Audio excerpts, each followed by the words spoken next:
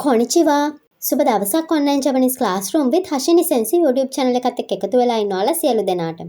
JLPT N5 kanji short note video series එකේ videos දෙකක් මම ඔයාලට මේ වෙනකොටත් අරගෙන අවිල්ලා තියෙනවා. අද මම ඔයාලට අරගෙන ආවේ JLPT N5 grammar short note video series එකේ පළවෙනි වීඩියෝ එක. ඔයාලා තවමත් අපේ channel එක subscribe කරලා නැත්නම් ඉක්මනින්ම subscribe කරන්න.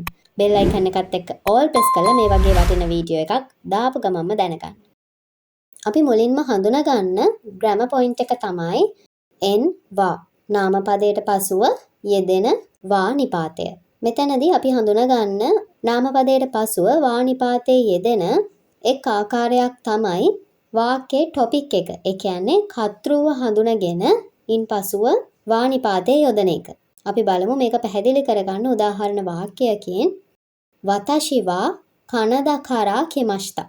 මම කැනඩාවේ ඉඳලා ආවා. මෙතනදී කැනඩාවේ ඉඳලා ආවේ මම, ඒ කියන්නේ වතෂි. ඒ නිසා වාක්‍යයේ topic එකට පස්සේ වා නිපාතේ යොදනවා. වතෂි වා. දෙවෙනි වාක්‍ය බලමු. කරේවා ගක්සේ දැස්. ඔහු ශිෂ්‍යයෙක්. මෙතනදී ඔහු තමයි ශිෂ්‍යයා. ඒ නිසා කරේ කියන වාක්‍යයේ topic එකට පස්සේ වා නිපාතේ යෙදෙනවා. ඊළඟට වාක්‍යයේ නාමපදයට පසුව වා නිපාතයේ යෙදෙන දෙවැනි ආකාරය තමයි නාමපදයේ emphasize කරන්න. නැත්නම් විශේෂයෙන් ඉස්මතු කරන්න අවශ්‍ය අවස්ථාවලදීත් නාමපදයට පසුව වා නිපාතයේ යොදනවා. අපි එහෙම අවස්ථා කිහිපයක් බලමු. වතෂි වා ඉකිමස්. මම යනවා. අපි දැන් දෙවැනි වාක්‍ය බලමු. නිහොන්ගෝ වා මුසුකෂී දෙස්. ජපන් භාෂාව අමාරුයි. මෙතනදී ජපන් භාෂාව අමාරුයි කියලා ඉස්මතු කරලා කියන්න අවශ්‍ය නිසා මේ වාක්‍යයේදී යෙදෙන්නේ වා නිපාතය. නිහොන්ගෝ වා මුසුකෂී දෙස්. ජපන් භාෂාව අමාරුයි. ඊළඟට නාමපද සංසන්දනය කරන්න අවශ්‍ය අවස්ථාවලදී නාමපදයට පසුව වා නිපාතයේ යෙදෙනවා. අපි බලමු ඒ කොහොමද කියලා. වතෂි වා නිකුවා තබෙමස්ගා සකනාවා තබෙමසෙන්. මම මස් කනවා නමුත් මාළු කන්නේ නැහැ. මෙතනදී දෙකක් අතර සංසන්දනයක් තමයි සිදු වෙන්නේ. ඒ කියන්නේ මස් සහ මාළු අතර යම්කිසි දේවල් දෙකක් සංසන්දනය කරන්න අවශ්‍ය අවස්ථාවලදී වා නිපාතයේ යෙදෙනවා. වතෂි වා නිකුවා තබෙමස්ගා සකනවා තබෙමසෙන්. මම මස් කනවා නමුත් මාළු කන්නේ නැහැ. අපි මේ වගේම තවත් වාක්‍යයක් බලමු. කෝහීවා නොමිමස්ගා ඔසකේවා නොමිමසෙන්. කෝපි බොනවා නමුත් ඔසකේ නැත්නම් ජපන් මත්පැන් බොන්නේ නැහැ.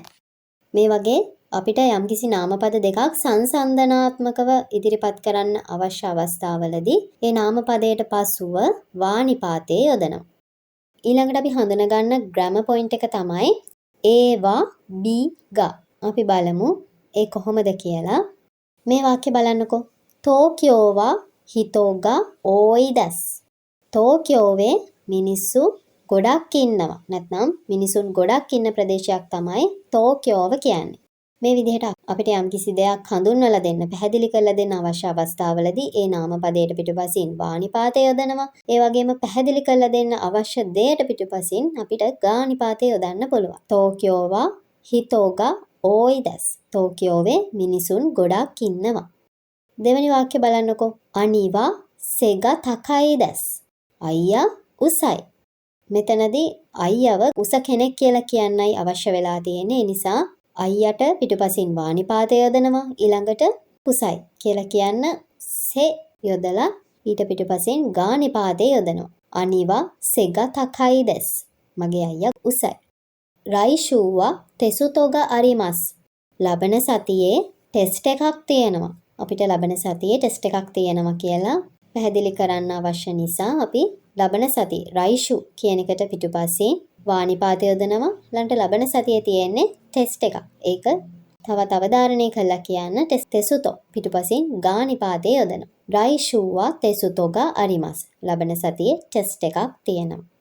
ඊළඟට අපි හඳුනා ගන්න grammar point එක තමයි ගිමොන්ෂි plus ගා.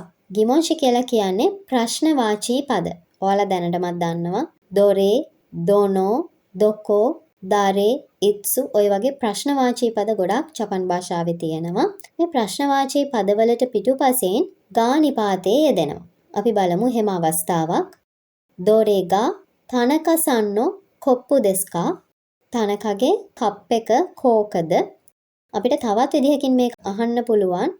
තනකසන්නෝ කොප්පුවා දොරේ දෙස්කා කියලා ඇහුවත් මේක නිවැරදි. නමුත් මෙතන ග්‍රැමර් පැටර්න් එක ගිමොන්ෂි වලට පස්සේ ගා නිපාතයේ යෙදෙන නිසා මම යොදාගත්තේ දොරේගා තනකසන්නෝ කොප්පු දෙස්කා. තනකගේ කප් එක මොකක්ද කියන එක. ඒ ප්‍රශ්නෙට අපිට මෙන්න මේ විදිහට පිළිතුරු දෙන්න පුළුවන්. කොරේගා තනකසන්නෝ දෙස්. මේක තනකගේ. අපි තවත් උදාහරණයක් බලමු. දොකොගා ඊ දෙස්කා.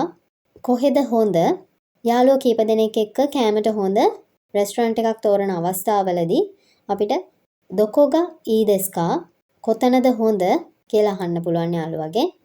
මේ උදාහරණෙත් බලන්නකෝ. දාරේගා සෙන්සේ දෙස්කා.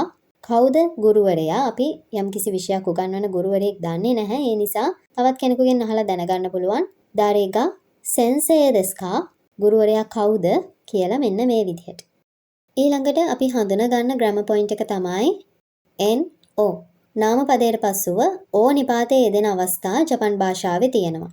ඒ තමයි ස්ථානයක් හඳුන්වන්න අවශ්‍ය අවස්ථාවලදී නාමපදයට පසුව ඕ නිපාතයේ යෙදෙනවා. අපි බලමු මේ මොන වගේ අවස්ථාවලදීද කියලා.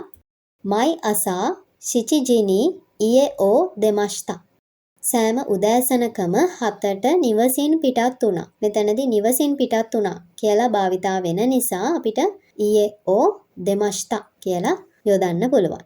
ඊළඟට මේ වාක්‍යයත් බලන්නකෝ. මයිනිචි koen o torimasu. සෑම දිනකම උද්‍යානය පසු කරනවා. සෑම දිනකම උද්‍යානය පසු කරමින් යනවා කියන අදහස දක්වන්න koen o torimasu කියලා ජපන් භාෂාවේදී භාවිතා කරනවා. මේ වාක්‍ය බලන්නකෝ. මයි අසා koen o sanpo shimasu. සෑම උදෑසනකම උද්‍යානයේ ඇවිදිනවා. උද්‍යානයේ ඇවිදිනවා කියන තේරුම. නාමපදයට පසුව ඕ නිපාතය යොදනවා. සොනෝ කදෝ ඕ මිගිනි මගත්තේ කුදසයි. කරුණාකරලා ඒ කෙළවරෙන් දකුණට හැරෙන්න. කෙළවර කෝණය කියන තේරුමෙන් තමයි මෙතන කදෝ භාවිතා වෙලා තියෙන්නේ. ඊළඟට අපේ අවසාන ග්‍රැමර් පොයින්ට් එක තමයි එන් තෝ. නාමපදයක් සමග තෝ නිපාතයේ යෙදෙන අවස්ථාව. මේකෙත් අවස්ථා දෙකක් තියෙනවා.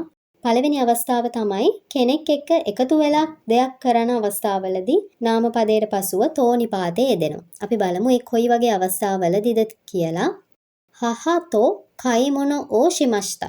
අම්මා සමග shopping කළා. නැත්නම් අම්මා සමග බඩු මිලදී ගැනීම කළා. තවත් වාක්‍යයක් බලන්නකෝ. tomodachi-to ඒගනි ikimashita. යාළුවත් එක්ක චිත්‍රපටයක් බලන්න ගියා. මේ වාක්‍ය දෙකේදීම පැහැදිලි වෙන්නේ කෙනෙක් එක්ක එකට එකතු වෙලා දෙයක් කරන අවස්ථාව. දෙවෙනි අවස්ථාව විදිහට අපි හඳුනගන්නේ කෙනෙක් එක්ක තනිව කරන්න බැරි දේවල් තවත් කෙනෙක් එක්ක සම්බන්ධ වෙලා කරන අවස්ථාවවලදී නාමපදයේ සමග තෝ නිපාතයේ යෙදෙනවා. අපි බලමුකෝ එක තවත් පැහැදිලි කරගන්න මේ උදාහරණයෙන්. ඔතෝතෝතෝ කෙන්කාෝ shimashi. මල්ලිත් සමග රණ්ඩු වුණා. අපිට රණ්ඩු වෙනවා වගේ දේවල් තනියම කරන්න බෑ. ඒ වගේ දෙයකදී තව කෙනෙක් අපිත් එක්ක ඉන්න ඕනේ. ඒ වගේ අවස්ථාවවලදීත් අපි තෝ නිපාතයේ යොදා ගන්නවා. මේ වාක්‍ය බලන්නකෝ. තනකසන්තෝ කෙක්කොන් shimasu. තනක සමග විවාහ වෙනවා. විවාහයකදී තවත් කෙනෙක් සමග සම්බන්ධ වෙන නිසා එතනදී නාමපදයට පසුව තෝ නිපාතයේ යෙදෙනවා. තනකසන්තෝ කෙක්කොන් shimasu. තනක සමග විවාහ වෙනවා. ඔයාලට මම මේ වීඩියෝ එකෙන් පැහැදිලි කරපු ග්‍රැමර් පොයින්ට්ස් පැහැදිලි වෙන්න ඇති කියලා හිතනවා. Facebook, Instagram, TikTok වලින් අපිව ෆලෝ කරන්නත් අමතක කරන්න එපා. අපි තවත් අලුත් වීඩියෝ එකකින් ආයෙත් මුණ ගැහෙමු. චමතා අයිමා ෂෝ. සයනරා.